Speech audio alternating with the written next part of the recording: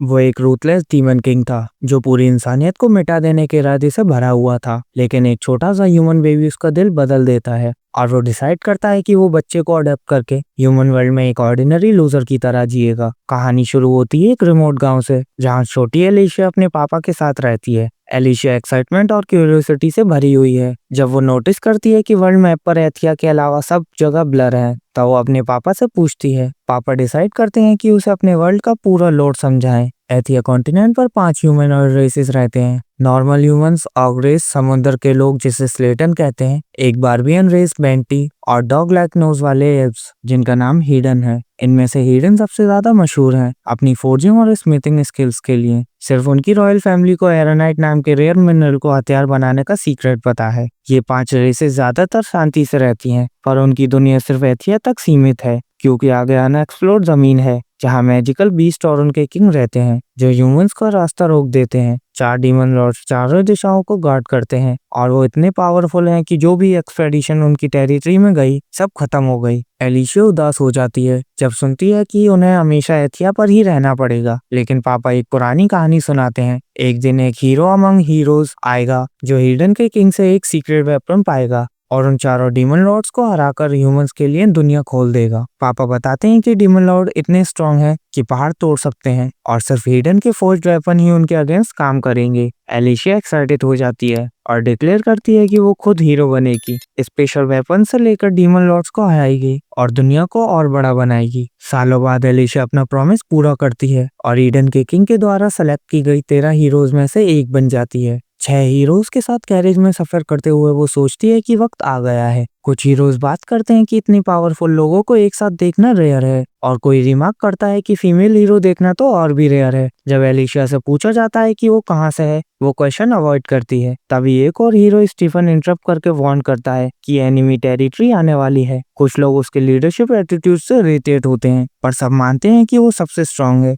Stephen Alicia को विंक करता है, उसे ऑकवर्ड स्मॉल टॉक से बचाता है, पर एलिशिया इम्प्रेस नहीं होती। अचानक कैरेज रुक जाती है। ड्राइवर कहता है कि आगे का रोड ट्रेवल के लायक नहीं है। स्टीफन एक्सपेक्टेड ही था, कहता है कि सबको पैदल चलना होगा, पर मूव ऑन करने से पहले एक मैजिकल बीस्ट नीचे उतरकर ड्राइवर को उठा ले जाता है और बीस्ट अटैक करके हॉर्सेस और दूसरे ड्राइवर्स को भी मार देते हैं। हीरोज तुरंत एक्शन में आते हैं अपने स्पेशल वेपन्स और एबिलिटीज का इस्तेमाल करके। दूर से साउथ का लॉर्ड डीमन किंग क्लेविटस ये सब कुछ देख रहा था। बैटल के बाद वो फाइनली लूना माउंटेन पहुंचते हैं जहां क्लेव रहता है। माउंटेन के समिट से वो लाइटनिंग बोल्ट बनकर उनके सामने आ जाता है। हीरोज फ्रीज से हो जाते हैं जब वो इस मैजेस्टिक डीमन को देखते हैं जो एक अजीब गोल्डन ऑरा छोड़ रहा है। स्टीफन मौका लेकर अनाउंस करता है कि 13 हीरोज क्लब को हरा देंगे हिडन वेपन्स के पावर से और चार्ज करने का ऑर्डर देता है। पर सब रिएक्ट करते उससे पहले ही स्टीवन पर एक इनविजिबल फोर्स से अटैक होता है और वो रॉक से टकराकर खून में लथपथ हो जाता है। डीमन लॉर्ड की टेल से खून टपक रहा होता है। हीरोज घबरा जाते हैं और एक बदले में रश करता है, पर क्लेव की टेल उसका तुरंत सर काट देती है। बाकी सब रिट्रीट के बारे में सोचते हैं, पर क्लेव अपनी शैडो पावर यूज करके उनकी शैडोज से टेल निकालकर उन्हें पीछे से मार देता है।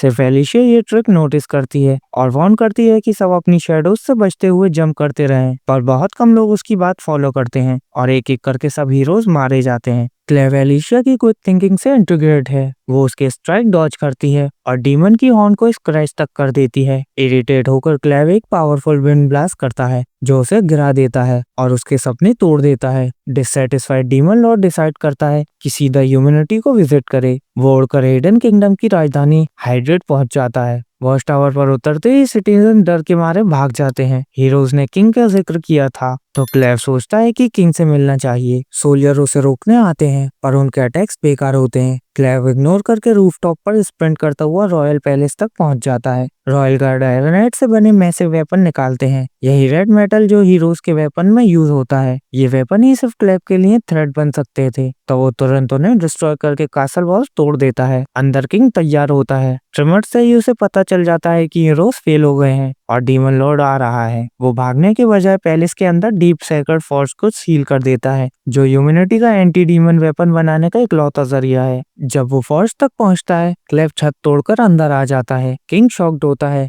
कि ये बीस्ट उनकी लैंग्वेज बोलता है। क्लेव वार्न करता है कि शब्दों से संभल कर बात करे क्योंकि वो सिर्फ किंगडम नहीं पूरी ह्यूमैनिटी को मिटा सकता है। वो पूछता है कि ह्यूमंस बार बार उसकी टेरिटरी में क्यों घुसते हैं। किंग डेफिनेट टोन में कहता है कि एक बीस्ट उनके रीजन कभी नहीं समझ सकता। क्लेव अपनी टेल से उसका सर काट देता है और डिक्लेयर करता है कि वो सब 5 ह्यूमनॉइड रेसेस को खत्म कर देगा। पर जाते जाते वो एक बेबी की रोती आवाज सुनता है। एक औरत जो रबल के नीचे दबी है पर बेबी को बचा रही है, उससे बचाने की भीख मांगती है। क्लेव हैरान होता है, पहली बार किसी ने उससे किसी को बचाने को कहा है। वो कहता है कि वो पूरी ह्यूमैनिटी को खत्म करने वाला है तो वो अपनी किस्मत को कर्ज करे। औरत फिर भी कहती है कि बच्चे अपनी बर्थ चूज नहीं करते, बच्चा बड़ा होकर खुद प्रूव करेगा। ये सुनकर क्लेव रुक जाता है। वो औरत से कहता है कि बच्चा की बर्थ प्रूव करो। औरत मानती है कि वो अभी प्रूव नहीं कर सकती, पर जब लड़का बड़ा होगा तब साबित करेगा। ये कहकर वो मर जाती है। क्लेव इंटीग्रेट है पर अभी कन्विंस नहीं, फिर भी वो बेबी को ले लेता है। उसके लिए ह्यूमंस की लाइफ छोटी होती है, पर ये मौका है एक को क्लोजली स्टडी करने का। लूना माउंटेन वापस आकर बीस्ट बेबी को खाने की कोशिश करते हैं, पर क्लेव उन्हें डरा कर भगा देता है। बच्चे के लगातार रोने से तंग आकर वो अपनी मैजिक पावर से बच्चे को हील करता है, पर जल्दी ही समझ जाता है कि ह्यूमंस को रेस करना उसके बस की बात नहीं।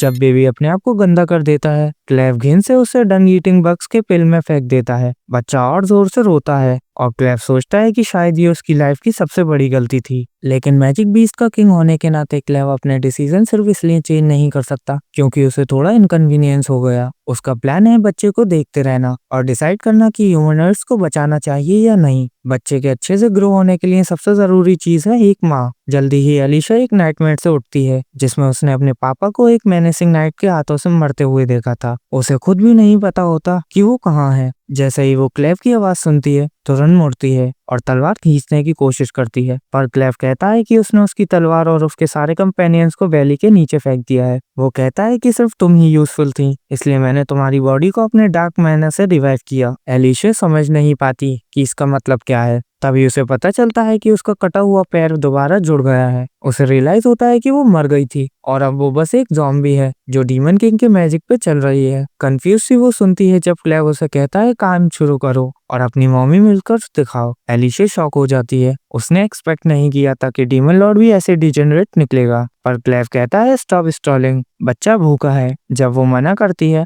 क्लेव अपनी पावर यूज करके उसके बॉडी को फोर्सफुली कंट्रोल करता है। उसे स्ट्रिप करने पे उसे पता चलता है कि एलिशा दूध प्रोड्यूस नहीं कर सकती क्योंकि वो वर्जिन है। एलिशा गुस्से में उसे बोलती है कि तुझे ये भी नहीं पता और क्लेव उसे यूजलेस कह देता है। एलिशा फ्लेयर अप करके कहती है कि मुझे मार डाल पर ऐसा इंसल्ट मत कर। क्लेव उसे ग्राउंड पे पिन कर देता है और कहता है जब तक मेरा पावर तेरे अंदर फ्लो कर रहा है तू मर नहीं सकती। तभी बच्चा जोर से रोने लगता है और क्लेव एक्सेप्ट करता है कि उसका पावर भी उसकी भूख नहीं रोक सकता। एलिशा गुस्से से पूछती है तुम्हारे पास एक ह्यूमन बेबी क्यों है। क्लेव जवाब देता है कि वो बच्चे को ग्रो होते देखना चाहता है और इंसानियत का फैसला उस पर करेगा। क्लेव कहता है कि एलिशा उसे बच्चा रेस करने के बारे में सारी इन्फॉर्मेशन देगी। सबसे पहला सवाल, बच्चे को खिलाना कैसे है। क्लेव के कंट्रोल के नीचे एलिशा जवाब देती है कि उसे एक फैट नर्स चाहिए जिसे लोग पैसे से हायर करते हैं। क्लेव को मनी का कॉन्सेप्ट समझ नहीं आता। एलिशा बताती है कि एरोनाइट देकर वो किसी को हायर कर सकता है जो उसकी माउंटेन में बिखर कर पड़ा है, पर ह्यूमंस के लिए रेयर है। क्लेव तुरंत एक वेट नर्स हायर करने का डिसाइड करता है, पर एलिशा उसे रोक देती है। कहती है क्या तुम स्टूपिड हो,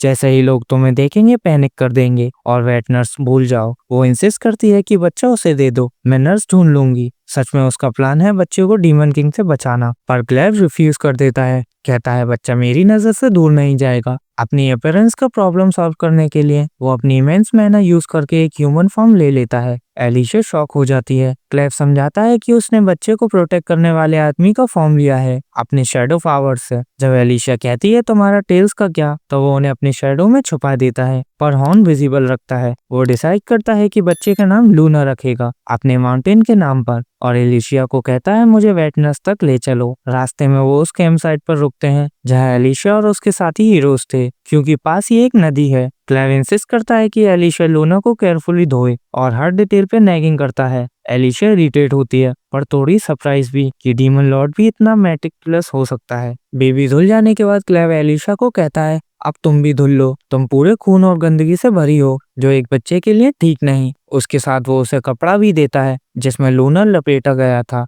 एलिशा जब उस कपड़े से स्टेन निकालती है, उसे हिडन रॉयल फैमिली का क्रेस्ट मिलता है। वो शॉक हो जाती है। तब उसे समझ आता है कि लूना रॉयल फैमिली का है। वो तुरंत क्लेव से पूछती है, तुमने एक रॉयल चाइल्ड को किडनैप कैसे किया? पर क्लेव बताता है कि वो बच्चा उसे एंट्रस्ट किया गया था। एलिशा बिलीव नहीं करती। तब क्लेव एक्सप्लेन करता है कि एक इंजर्ड वुमेन ने पैलेस गिरने के बाद और सबको मार देने के बाद ये बच्चा उसके हवाले किया। एलिशा पैनिक कर जाती है। वो कहती है सब लोग बच्चे को ढूंढ रहे होंगे क्योंकि सिर्फ हिडन की रॉयल फैमिली को एरोनाइट फॉर्जिंग का सीक्रेट पता है। तभी उसे रियलाइज होता है कि उसने ज्यादा बोल दिया। क्लेव अब लूना की असली लेगेसी जानकर डिसाइड करता है कि उसे पपेट किंग बनाएगा और खुद शैडो से हिडन रूल करेगा। एलिशा खुद को कर्ज करती है अपनी मिस्टेक के लिए और वो एक बात समझ जाती है, क्लेव लूना के साथ ऑब्सेस्ड है। अगर कोई उसे हार्म करेगा, क्लेव बर्जर हो जाएगा और ह्यूमैनिटी को वाइप आउट कर देगा। वो प्रॉमिस करती है कि वो किसी भी हालत में इसे रोकेगी, अपनी हीरो ड्यूटी के रूप में। दोनों फाइनली ह्यूमन टेरिटरी में पहुंचते हैं पर तुरंत बैंडिट्स उन्हें घेर लेते हैं। एलिशा वार्न करने की कोशिश करती है पर देर हो चुकी है। क्लेव एक स्ट्राइक से ही लगभग गिर जाता है। एलिशा सोचती है बैंडिट्स अब खत्म हो गए, पर उसकी आंखों के सामने क्लेव कोलैप्स करके खून बहाता है। एलिशा डिसबिलीफ में चिल्लाती है पर एक बैंडेड उसे बेहोश कर देता है। जब वो होश में आती है, एक रंबलिंग कैरेज के अंदर होती है और ये देखकर शॉक होती है कि वो और क्लेव दोनों कैप्चर हो गए हैं। वो पूछती है कि तुम इतने काम कैसे हो, पर क्लेव कहता है लूना सेफ है, बस थोड़ी देर पहले बहुत रोया था। एलिशा उसके पास क्रॉल करके पूछती है, तुम एक ही ब्लो से कैसे गिर गई? क्या तुम इतने वीक हो गए हो जैसे ह्यूमन? क्लेव समझाता है कि ऐसा नहीं है, वो सिर्फ शॉक हो गया था कि ह्यूमन बॉडी इतनी फ्रेजाइल होती है, इसलिए कोलैप्स करके ड्रामा करने लगा। जब एलिशा कहती है कि एस्केप क्यों नहीं करते, क्लेव जवाब देता है कि जब तक वो लूना को हिडन का किंग नहीं बनाता, उसे अपनी असली आइडेंटिटी छुपानी होगी और वैसे भी वो ह्यूमैनिटी का ये साइड देखना चाहता था। क्यूरियस होकर वो एलिशा से सिचुएशन के बारे में पूछता है। एलिशा बताती है कि बैंडिट्स ने विलेजर्स पर अटैक किया है और अब सबको स्लेव्स बेचने ले जा रहे हैं। जल्दी ही कैरेज एक डीप माइनिंग पर रुकती है। बैंडिट्स मर्दों और औरतों को अलग अलग कर देते हैं। जब एक आदमी एस्केप करने की कोशिश करता है, तुरंत एक बैंडिट उसे डैगर से मार देता है। वाइल्ड बैंडिट डिक्लेयर करता है कि वो लोग रेवंस हैं और जो भी उनके खिलाफ जाएगा मार दिया जाएगा। फिर वो सबको मूव ऑन करने का ऑर्डर देता है पर एलिशा को अलग कर लेता है। कहता है कि उसके लिए कुछ खास प्लान है। क्लेव चुपचाप देखता है जब एलिशा को खींचकर ले जाया जाता है। तभी एक ब्रेटी ब्लॉन्ड वुमेन उसे अपने केबिन में बुलाती है। वो इरिटेट होती है ये देखकर कि क्लेव के पास एक बच्चा है और एक और स्लेव नेल को कहती है उसका ध्यान रखो। नेल जो यूजुअली क्लमसी और स्कॉल्डेड रहती है, बच्चा देखकर खुश हो जाती है। इधर वाइल्ड बैंडिट एलिशा को ले जाता है रॉक के पास, जो बैंडिट्स का टेम्परेरी लीडर है। बाकी उसे रेस्पेक्ट नहीं करते पर वो सबको अपने डार्क बीस्ट एक ट्रोल से डराकर कंट्रोल करता है। रॉक एलिशा को देखकर कहता है कि उसे पता है वो लूना माउंटेन से आई है, जो डार्क लॉर्ड क्रेविटस का स्ट्रॉन्ग होल्ड है। उसे याद है कि 13 हीरोज हिडन से निकले थे क्रेविटस से लड़ने के लिए और उनमें एक औरत भी थी।